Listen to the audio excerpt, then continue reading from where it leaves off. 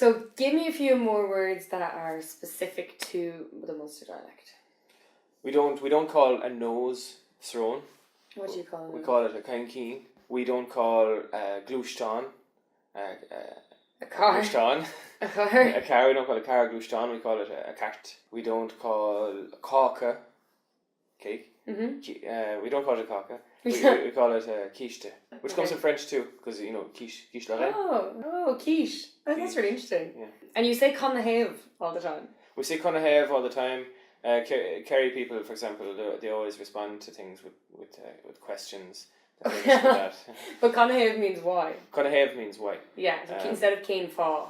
And people go to school too in Munster, and they learn the standard céin and they might use céin with tourists who come to the area or hiontach students who come for 2 weeks. But canathaobh is what people say in ordinary hiontach speech in Munster. You would say, instead of saying hiontach, you would say húntach. Another really specific thing to Munster Irish is that instead of saying anseo, you say anso.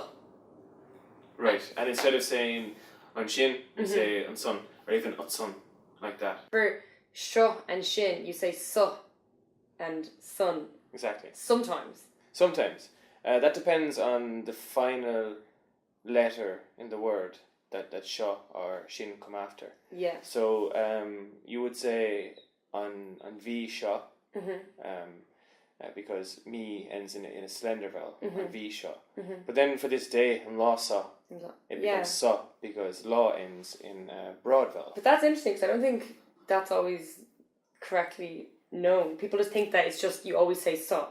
But it actually does depend. That's correct. But for anseo, it's always anso. That's a rule. If I were to teach a class on Munster and Munster Irish, I would teach that as a formal rule.